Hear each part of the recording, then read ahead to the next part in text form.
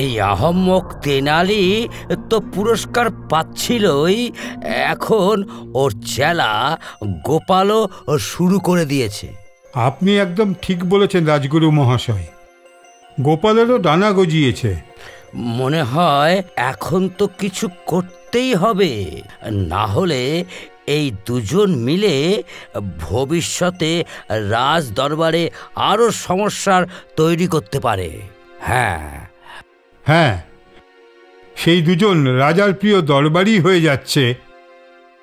রাজগুরু মহাশয়, এদের থেকে মুক্তি পাওয়ার জন্য আমার কাছে একটা কৌশল আছে। আরে রক্ষামন্ত্রী মহাশয়, এতে তাহলে দেরি কিসের? তাড়াতাড়ি বলেন সেই উপায়, যাতে আমরা এই দুজনের কাছ থেকেই মুক্তি পাই। উপায়টি হলো এই যে আমরা এই দুজনের বন্ধুত্ব ভেঙে দিই। তার মানে হলো, যদি এই দুজনের মধ্যে যে কোনো একজনকে রাজদরবার থেকে বের করে দেওয়া হয়, তাহলে দ্বিতীয় জন নিজে নিজেই চলে যাবে। সেটা আবার কিভাবে? এটা এমন যে যদি একজন চলে যায় তাহলে অন্যজন দুর্বল হয়ে পড়বে, আর না পড়লেও আমরা তাকে পরাস্ত করতে পারবো। তখন মহারাজের সামনে ওর কোনো বুদ্ধি কাজে দেবে না, যেমন এমনটা হচ্ছে। রক্ষামন্ত্রী মহাশয়, কিন্তু এটা হবে কিভাবে? আমরা তো কবে থেকে সেই আহম্মক তেনালিকে রাজ দরবার থেকে বের করার চেষ্টা করছি, কিন্তু হচ্ছেটা কই? ওই আহম্মকটা তো দিনের পর দিন আরো শক্তিশালী হয়ে উঠছে। আমরা তেনালিরামকে বুদ্ধিতে হারাতে পারবো না, কিন্তু সেই মূর্খ গোপালকে তো হারাতে পারবো। আমরা অন্তত তাকে কোনো না কোনোভাবে বের হওয়ার রাস্তা দেখাতে পারি। হ্যাঁ রক্ষামন্ত্রী মহাশয়, এইটা আপনি ঠিক বলেছেন। আমরা সেই মূর্খ গোপালকে রাজ দরবার থেকে বাইরে বের করিয়ে দিতে পারি। হ্যাঁ, এটা আমার কাছে একটা হাতের খেলা, ছেলে খেলা রক্ষামন্ত্রী মহাশয়। महाराजा धीराज कृष्णदेव राय पधार रहे हैं। महाराज की जय, महाराज की जय, महाराज की जय।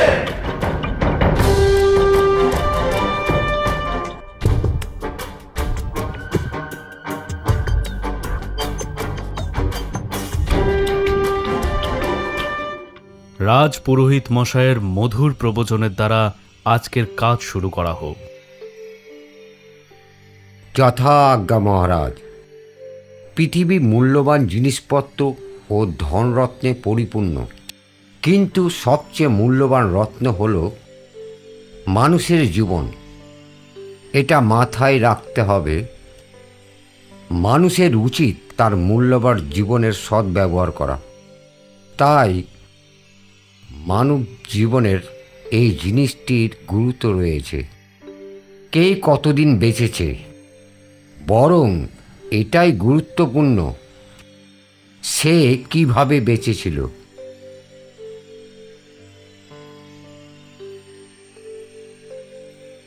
মহারাজ, আমি একটি অত্যন্ত গুরুতর বিষয়ে আপনার দৃষ্টি আকর্ষণ করতে চাই।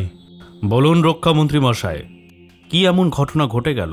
মহারাজ, যেহেতু এটা জানা যাচ্ছে যে প্রতিবেশী রাষ্ট্রটি ক্রমাগত তার সামরিক শক্তি বৃদ্ধি করছে, সীমান্তে তাদের সৈন্যদের তৎপরতা আজকাল অনেক বেড়েছে, তাদের গুপ্তচররা খুব সক্রিয় হয়ে উঠেছে, এটি রাজ্যের নিরাপত্তার জন্য অত্যন্ত গুরুতর পরিস্থিতি মহারাজ।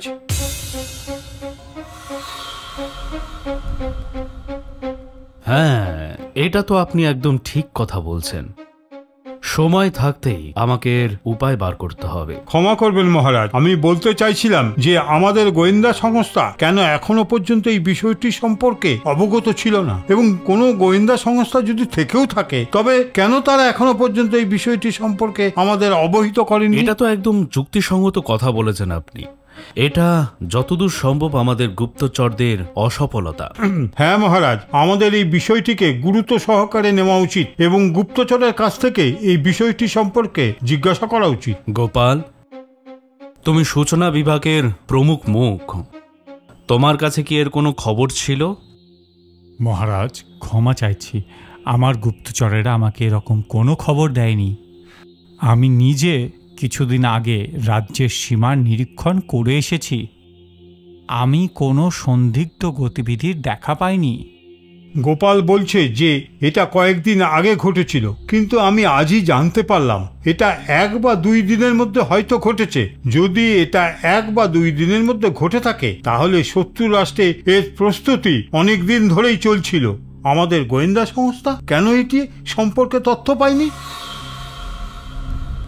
মহারাজ, যদি তাই হয় তবে এটি একটি গুরুতর বিষয়। আমাদের যত তাড়াতাড়ি সম্ভব এই বিষয়ে ব্যবস্থা নিতে হবে এবং হ্যাঁ, আমাদের গোয়েন্দা বিভাগকেও জানাতে হবে। গোপাল, তুমি কি নিজের কাজ ঠিকভাবে দায়িত্ব নিয়ে করছো না? যদি এটা সত্যি হয়ে থাকে তাহলে এটা কোনো মতেই মেনে নেওয়া যায় না। নিজের গুপ্তচরদেরকে বলো আমাকে প্রত্যেক দিন প্রতিবেশী রাজ্যের গতিবিধি সম্পর্কে যেন অবগত করতে থাকে। আমার অবধি যেন সঠিক খবর এসে পৌঁছায়। এটা শুধু তোমার আর তোমার গুপ্তচর বিভাগের মূল কার্য। মহারাজ, গোপাল তথ্য দেবেও বা কিভাবে? তাকে রাজ দরবারে তো খুব কমই দেখা যায়, কেউ জানেও না তিনি কোথায় থাকেন। এটা আপনি একদম ঠিক কথা বলেছেন রাজগুরু মশাই। আমিও একে বহুদিন পর আমাদের এই রাজ দরবারে দেখলাম। গোপাল, তোমার কাজ যদি ঠিকভাবে চালানোতে কোনো রকম কোনো অসুবিধা হয়ে থাকে তাহলে তুমি আমাকে সরাসরি বলো, আমাকে সঠিক খবর দেবে। যা আজ্ঞা মহারাজ, আমি আজকেই অনুসন্ধান করে আপনাকে জানাচ্ছি। তেনালিরামবাবু বাড়িতে আছেন কি? বলো গোপাল। নমস্কার তেনালিরামবাবু। তেনালিরামবাবু, আপনি তো দেখলেনই কিভাবে মহারাজকে ভুল ভুল তথ্য দিয়ে আমাকে দরবার থেকে বাইরে বের করে দেওয়ার ষড়যন্ত্র করা হচ্ছে। দেখো গোপাল, মাঝে মাঝে এইরকমও হয় যে দায়িত্ববান ও সৎ হওয়াও মানুষের জীবনের বিপক্ষে চলে যায়। তোমার তো জানাই আছে যে এই রাজগুরু আর রক্ষামন্ত্রী মিলে কিভাবে আমাকে এই রাজদরবার থেকে বাইরে বের করে দেবে তার ষড়যন্ত্র চালিয়ে যাচ্ছে। কিন্তু আমি ওদের কি বিগড়েছি? তোমার তো এটা মনে হতেই পারে যে তুমি ওদের কোনো ক্ষতি করনি, কিন্তু এই মহারাজের সামনে তোমাকে ভালো রাখা বা মহারাজের দ্বারা তুমি সম্মানিত হওয়া এই বিষয়টা কিন্তু ওদের মোটেও ভালো লাগবে না, বুঝলে গোপাল? এখন তুমি ওদের ওই চলার পথে একটা বাধা সৃষ্টি করছো। এখন এটাই একটা কারণ যে ওরা তোমাকে কিভাবে ওই রাজদরবার থেকে বাইরে বের করে দিবে তার চেষ্টা চালিয়ে যাচ্ছে। কিন্তু এটা তো ভুল, তাই না? তোমার মনে হচ্ছে এটা ভুল, কিন্তু ওদের জন্য তো এটাই সঠিক, বুঝলে? তো এবার আমার কি করা উচিত? তোমাকে কিন্তু সতর্ক থাকতে হবে। আর কি করব? কিছু করতে হবে না। কিছু না? আরে হ্যাঁ রে বাবা, কিচ্ছু না। ব্যাস ওই সৎভাবে নিজের কর্ম করে যাও, ওদের কোনো রকম সুযোগ দিও না। কিন্তু উনারা তো সুযোগ পেয়েই যাচ্ছেন। বিনা কথায় ভরা রাজসভায় আমাকে মহারাজের থেকে কথা শুনিয়ে দিলেন আর মহারাজের নজরে আমাকে আমার কাজে অক্ষম প্রমাণিত করলেন। দেখো, আমাদের এই মহারাজের সামনে তুমি কিন্তু তোমার নিজের অস্তিত্ব নিজেই তৈরি করেছো, ওদের কোনো সাহায্য ছাড়াই। আর মহারাজ এটাও জানেন যে কোন ব্যক্তি কি ধরনের। বেশি চিন্তা ভাবনা বা ভয় পাওয়ার মতো কোনো প্রয়োজনই নেই। যাই হোক, এইটা তো সবারই জানা যে তুমি যা কাজ করো সেটা একবারেই সঠিক। সেই জন্যই তোমার কিন্তু কোনো ক্ষতি হবে না। তুমি শুধু সততার সাথে এই সমস্ত খবরাখবরগুলো দিতে থাকো আর নিজের কাজগুলো করতে থাকো, সব ঠিক হয়ে যাবে।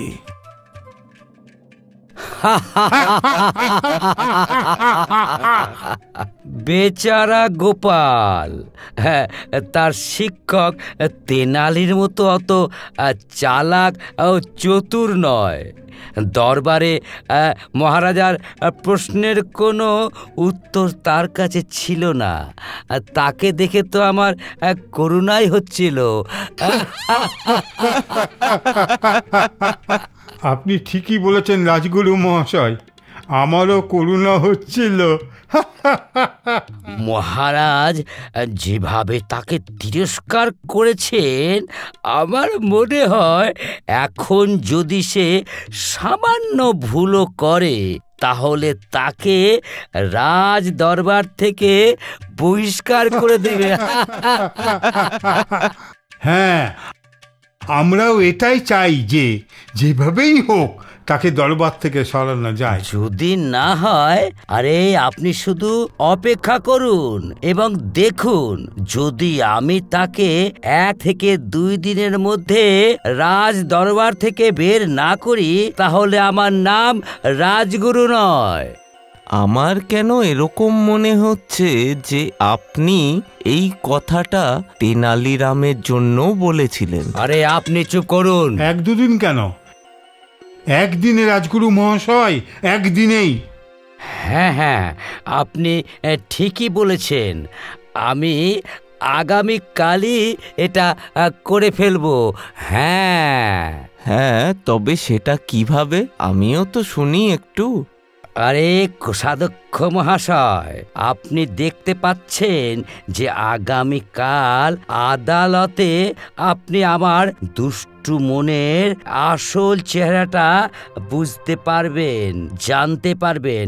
এখন শুধু আগামীকাল পর্যন্ত অপেক্ষা করুন রক্ষামন্ত্রী মহাশয়। Chundan, paparona poromosha, Rajguru Jonodaya.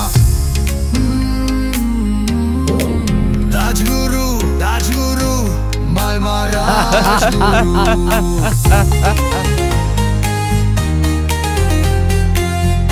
দরবারের কাজ শুরু করা হোক। মহারাজের জয় হোক।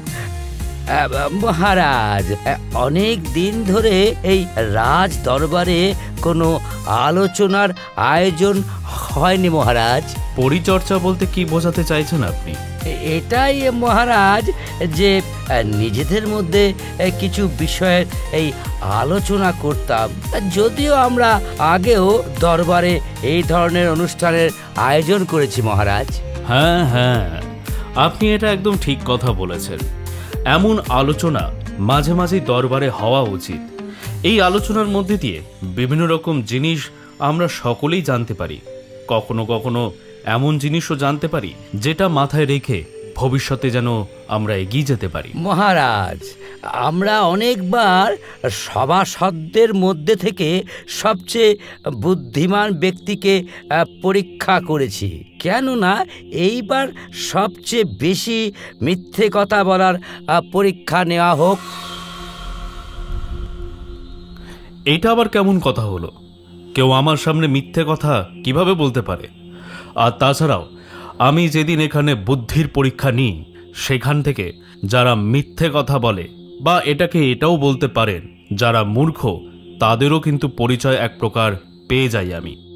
মহারাজ, রাজগুরু মহাশয় মনে হয় এই কথাটাই বলতে চাইছেন যে আমাদের দরবারের মাঝখানে এমন একটি প্রতিযোগিতা করা দরকার, সবাই সবাইকে বড় থেকে বড় মিথ্যে কথা বলবে। তার মানে হলো কে সবচেয়ে বেশি মিথ্যে কথা এবং মূর্খতাপূর্ণ কথা বলতে পারবে। হ্যাঁ হ্যাঁ মহারাজ, তেনালি ঠিক বলেছে। আরে এটা তো তাহলে খুব মজাদার ব্যাপার হবে। মানে আজকে আমি আমার রাজ দরবারে কে সব থেকে বেশি বড় মিথ্যেবাদী এবং কে সব থেকে বেশি মূর্খতার মতো বিচার রাখে তার পরিচয় আমরা পেয়ে যাব।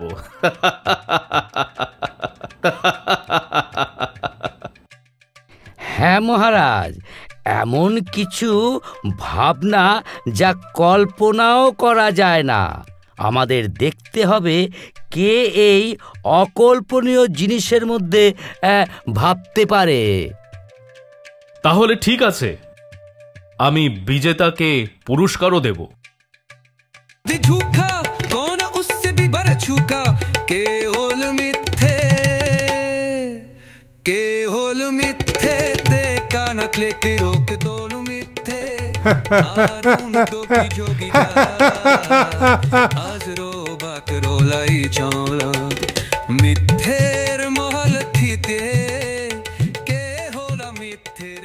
এই প্রতিযোগিতার বিষয়ে চিন্তা ভাবনা করার জন্য ধন্যবাদ জানাই রাজগুরু মহাশয়। তাহলে আরো মজা হবে মহারাজ, সবাই এতে অংশ নেবে।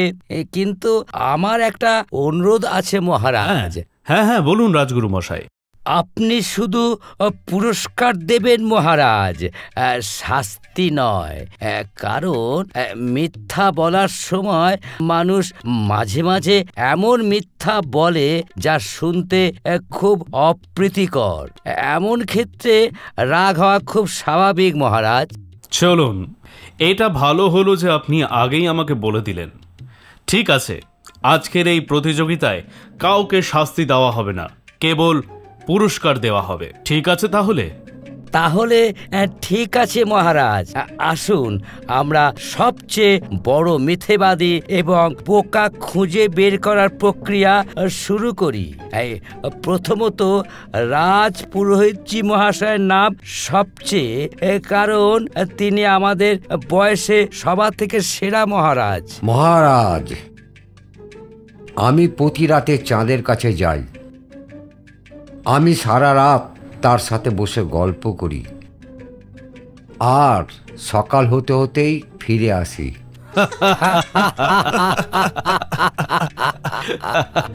আচ্ছা, এর থেকে বড় মিথ্যে কথা আর তো হতেই পারে না। মহারাজ, এবার আমার পালা।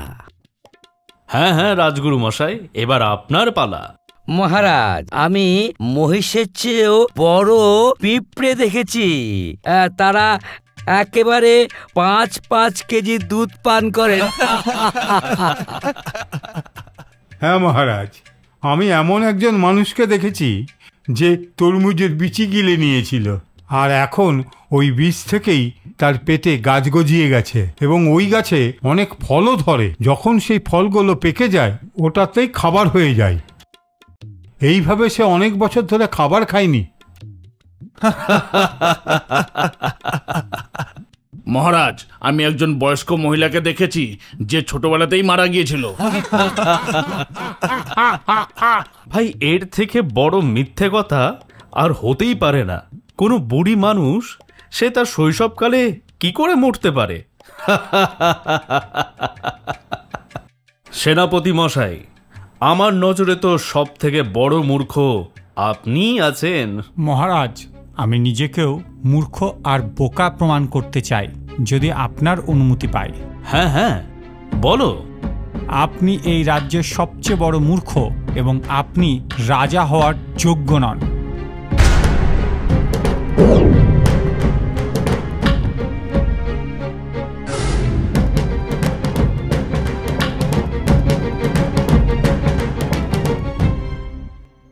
মহারাজ, এটা কি? এইসব তো আপনার অপমান। আপনার এখনই তাকে শাস্তি দেওয়া উচিত। এটা কি মূর্খদের মতো কথা বলছো গোপাল? তুমি জানো তোমার এটার জন্য কি হতে পারে? তোমাকে এর জন্য শাস্তিও দেওয়া হবে। ক্ষমা করবেন মহারাজ, আজকের আলোচনাই তো মিথ্যে কথা নিয়েই হচ্ছে। গোপাল যেটা বলল সেটাই আজকে সবচেয়ে বড় মিথ্যে কথা। এটা তো কখনো হওয়া সম্ভবই না যে আপনি একজন মূর্খ আর আপনি রাজা হওয়ার যোগ্যতা রাখেন না। আরে হ্যাঁ, রাজগুরু মশাই তো প্রথমেই আমার কাছ থেকে কথা নিয়ে নিয়েছিলেন, আজকে যেন কারোর শাস্তি না হয়। হ্যাঁ মহারাজ, এইটা সব থেকে বড় মিথ্যে। আপনি এই রকম কোনো সময় হতে পারেন না। আপনার এই রাজ্যে সকল প্রজারা খুশি আছে। হ্যাঁ মহারাজ, আমারও তাই মনে হচ্ছে যে এটাই আজকের সবচেয়ে বড় মিথ্যে কথা। আমি বুঝলাম। আজকের এই প্রতিযোগিতার বিজয়ী গোপালকে করা হলো। গোপালকে 100 স্বর্ণ মুদ্রা দেওয়া হোক। ধন্যবাদ মহারাজ, আপনার মতো রাজা এই গোটা পৃথিবীতে একটাও নেই। আপনার সদা জয় হোক, মহারাজের জয় হোক। রাজগুরু মহাশয়, আপনি তো বলেছিলেন আপনার চালাক বুদ্ধি। আরে কি আবার চালাক বুদ্ধি, সেই আহম্মক তেনালি ওকে বাঁচিয়ে দিল। বন্ধু মানেই তো হলো বন্ধুকে বাঁচানো রাজগুরু মহাশয়। তেনালি তো ওটাই করেছে। মানেটা পরিষ্কার যে আমরা ওদের দুজনকে কিছুই করতে পারবো না। আমি অবশ্যই এই আহম্মক দুটোকে রাজ দরবার থেকে বাইরে বের করে দেব। না হলে কি একটু ভেবে বলুন। হ্যাঁ রাজগুরু মহাশয়, বলা হয় যে যাই করো না কেন ভেবেচিন্তে করা উচিত, যেন এমনটা না হয় যে এর পরিণতি আমাদের ভোগ করতে হয়।